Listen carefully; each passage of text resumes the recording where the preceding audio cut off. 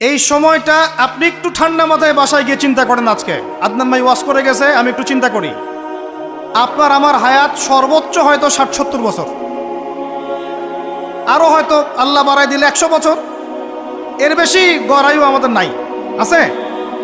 এখন আপনার বয়স কত? কারো ২০, ২৫, ৩০, ৪০, ৫০, ঠিক না ঠিক?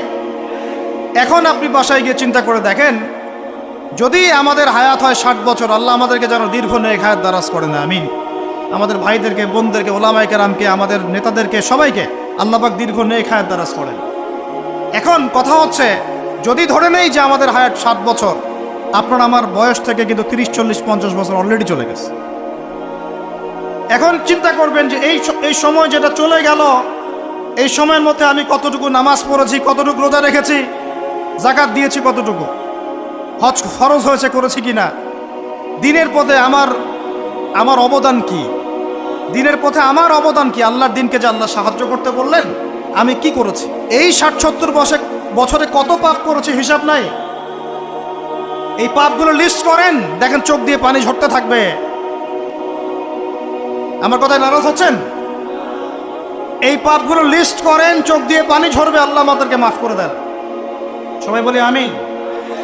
কত কবিরা গুনাহ হয়েছে, কত সগীরা। তবে সন্তুষ্টির কথা এটাই, যদি এটা উপলব্ধি হয় যে না ভুল হয়ে গেছে, আপনি ওযু করে আসেন, ২ রাকাত নামাজ পড়েন, আল্লাহর কাছে ইস্তেগফার করেন, বলেন আস্তাগফিরুল্লাহ আল্লাযী লা ইলাহা ইল্লা হুয়াল হাইয়ুল কাইয়্যুম ওয়া আতুবু ইলাইহি। আল্লাহ পাক এক মুহূর্তে আপনার সব পাপ তো মাফ করে দিবেনই, সব গুনাহকে নেকি দিয়ে পরিবর্তন করে দিবেন ইনশাআল্লাহ। সময়ের কসম বলতে আল্লাহ কি বুঝিয়েছেন ভাই আমার সাথে বলেন? সময়ের গুরুত্ব, সময়ের, আরো আসতে বলেন, সময়ের, বলে আসরি মানে সময়ের কসম, মানে সময়ের গুরুত্ব। আমাদেরকে সময়কে গুরুত্ব প্রদান করতে হবে, আল্লাহ পাক তৌফিক দান করেন। আজকে বাসায় কি করব? হায়াতের হিসাব নিব, কি করেছি এত বছরে, আর কি কি পাপ করেছি, পাপগুলোর কথা মনে পড়লে তওবা করে ফিরে আসবো ইনশাআল্লাহ, আল্লাহ পাক তৌফিক দান করেন। আর এখন বাকি সময় যতটুকু হায়াত আমাদের বাকি আছে, আমাদের কি কর্তব্য বলেন ভাই?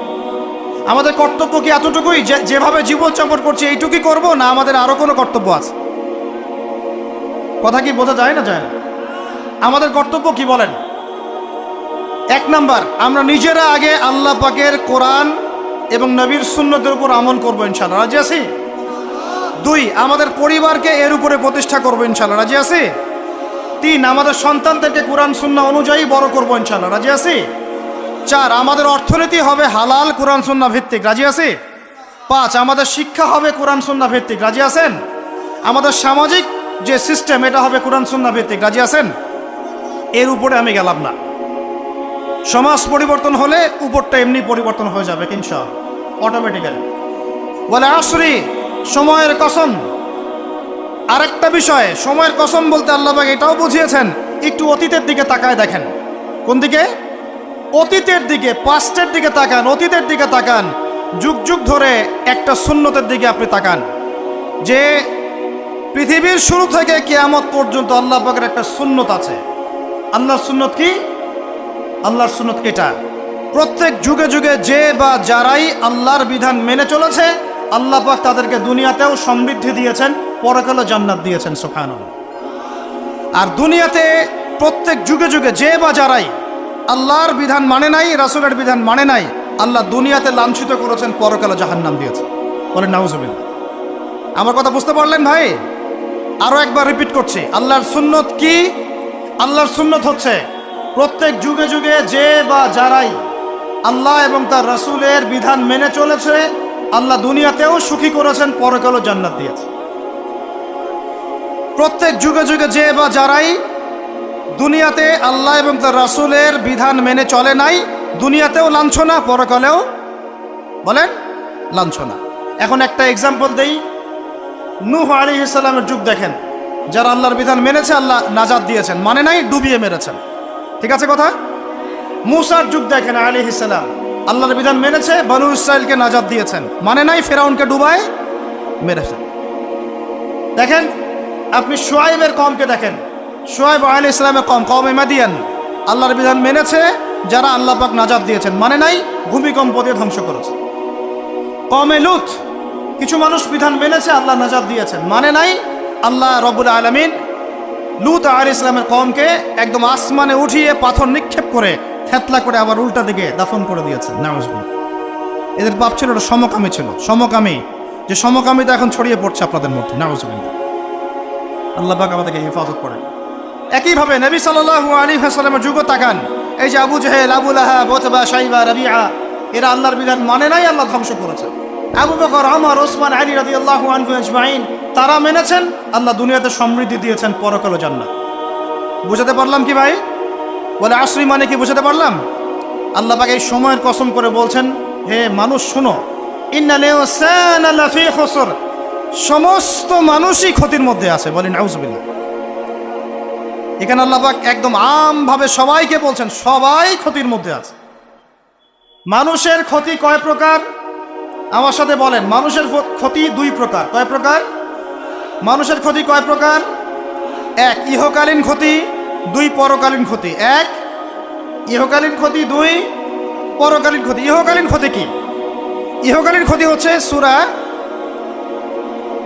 সূরাতুল রুমের এই আয়াতটা। আল্লাহ পাক বলছেন, বা'দা আউযু বিল্লাহি মিনাশ শাইতানির রাজিম, যাহারাল ফাসাদু ফিল বাররি ওয়াল বাহরি বিমা কাসাবাত আইদিন নাস। আল্লাহ পাক বলছেন, জলে মানে পানিতে, এবং স্থলে মানে এই যে জমিনে, জলে এবং স্থলে যত বিপর্যয়, অরাজকতা, এই যে আপনারা দেখছেন ফাসাদ, ফিতনা যে ছড়িয়ে পড়ছে, এগুলো মানুষের হাতের কামাই, মানুষের হাতের কামাই। বনভূমি উজাড় করেছে কে? জিন না মানুষ? বলেন। এই পরিবেশ নষ্ট করেছে কে? জিন না মানুষ? বলেন। খাবারে ভেজাল দিয়েছে কে? জিন না মানুষ? অর্থনীতির মধ্যে সুদকে ঢুকিয়েছে, জিন না মানুষ? এই বেপরদামি, জেনা, মাদক কে ছড়িয়েছে? জিন না মানুষ? নামাজ কালাম ছেড়ে দিয়ে পাবজি, ফ্রি ফায়ার নিয়ে কে পড়ে আছে? জিন না মানুষ? বলেন, জিন না মানুষ? আল্লাহর বিধান বাদ দিয়ে শয়তানের বিধান চালু করেছে কে? জিন না মানুষ? যাহারাল ফাসাদু ফিল বাররি ওয়াল বাহরি বিমা কাসাবাত আইদিন নাস, জলে স্থলে যত বিপর্যয়, অরাজকতা, সমস্যা, এগুলো মানুষের হাতের কামাই। বলি নাউজুবিল্লাহ। আমরা যা করব তাই পাবো। আমরা যা করব তাই, মাদক খাচ্ছেন আপনি, আপনাকে ফল ভোগ করতে হবে। সুদ খাচ্ছেন আপনি, আপনাকেই ফল ভোগ করতে হবে। এই বেহায়ের মতো মেয়েরা চলছে, ওকেই দেখবেন ফল ভোগ করতে হবে। মেয়ের সাথে হারাম সম্পর্ক করছেন, আপনাকে ফল ভোগ করতে হবে। যে যে পাপ করবে তাকে তার ফল ভোগ করতেই হবে। আল্লাহ পাক আমাদেরকে হেফাজত করেন, মাফ করেন। আমি তাহলে মানুষের একটা ক্ষতি পেলাম, ইহকালীন ক্ষতি। কি ক্ষতি ভাই? আর দুই নাম্বার হচ্ছে পরকালীন ক্ষতি। পরকালীন ক্ষতি কেমন? এবার বোঝেন। এই যে আমরা নিশ্চিন্তে ঘুমাই, সারা জীবন 30, 40, 50 বছর নিশ্চিন্তে কাটাচ্ছি, কোনো ফিকির নাই, নিজের পরিবারের, সমাজের, রাষ্ট্রের, উম্মার কোনো ফিকির নাই, অথচ এই মানুষের সামনে অপেক্ষা করছে মৃত্যু। জি, আজকে থেকে 100 বছর পরে আমাদের মধ্যে কেউ থাকবে না পৃথিবীতে, এটাই সত্য। তারপরে আছে কবরের সওয়াল জবাব, তারপরে মিজান, এই পুলসিরাত, পুনরুত্থান, জান্নাত, জাহান্নাম, এগুলো আমাদের সামনে অপেক্ষা করছে। আর সেই মানুষ নিশ্চিন্তে বসে বসে মেয়ের সাথে টাঙ্কি মারে। সেই মানুষ বাইক নিয়ে একটা মেয়েকে নিয়ে ঘুরছে। সেই মেয়ে একটা ছেলের সাথে চটপটি ফুচকা খায়। সেই লোক আল্লাহর বিধানকে সরাই দিয়ে শয়তানের বিধান চালু করা শুরু করল। সেই ব্যক্তি সুদ খাচ্ছে। সেই ব্যক্তি ট্রান্সজেন্ডার এই মতবাদ প্রমোট করতেছে। হ্যাঁ, সেই ব্যক্তি শিক্ষার মধ্যে ইসলাম বিদ্বেষী বিষয় ঢুকাই দিল। অথচ এই মানুষের সামনে পরকাল অপেক্ষা করছে। একদম টেনে হিস্ট্রি আল্লাহ পাক সামনে নিয়ে দাঁড় করাবেন, দাঁড় করে জিজ্ঞাসা করবেন। তাহলে আমরা কত অপদার্থ, কত বোকা, আমরা কি বুঝতে পারছি ভাই? একটু বুঝতে পারছেন কি? আল্লাহ পাক সূরা আহজাবে এটাও কিন্তু বলেছেন যে ইন্নাল ইনসানা যালুমান জাহুলা ওয়া লাকাদ আরাদনাল আমানাতা আলাস সামাওয়াতি ওয়াল আরদি ওয়াল জিবালা ফাআবাইনা আন ইয়াহমিলনাহা ওয়া আশফাকনা মিনহা ফাহামালাহাল ইনসান। সুবহানাল্লাহ। শুকরিয়া, আল্লাহ পাক মনে করাই দিয়েছেন। আরেকটা যদি না বলতে পারতাম, মনের মধ্যে একটা অতৃপ্তি থেকে যাইত। আল্লাহুম্মা লা ইলমা লানা ইল্লা মা আল্লামতানা ইন্নাকা আনতাল আলিমুল হাকিম। আলহামদুলিল্লাহ। আরেকটার অর্থ শুনেন। মানুষ যে জালেম, জাহেল, আমরা যে অপদার্থ, আল্লাহ পাক কি বলছেন শুনুন। আল্লাহ বলছেন, ওয়ালাকাদ আরাদনাল আমানাতা আলাস সামাওয়াতি ওয়াল আরদি ওয়াল জিবাল, আমি ইসলামের এই আমানত, শরিয়াত, কোরআন হাদিসের এই যে আমানতটা, এটা আসমান সমূহকে দিতে চেয়েছিলাম, তোমরা কি নিবা?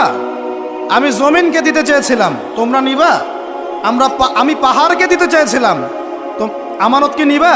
ফাআবাইনা, তারা বলেছে না, নিতে পারো। ওয়াশফাকনা মিনহা, তারা অক্ষমতা প্রদর্শন করেছে। ফাহামালাহাল ইনসান, মানুষ সেই আমানতটা কাঁধের মধ্যে বহন করেছে। আমরা সেই আমানত কি করেছি ভাই? কাঁধে বহন করেছে। আল্লাহ পাক বলছেন ইন্নাল ইনসানা যালুমান জাহুলা, মানুষ কত জালেম, মানুষ কত জাহেল। আমাদের সামনে পরকালীন এই কঠিন জবাবদিহিতা অপেক্ষা করছে।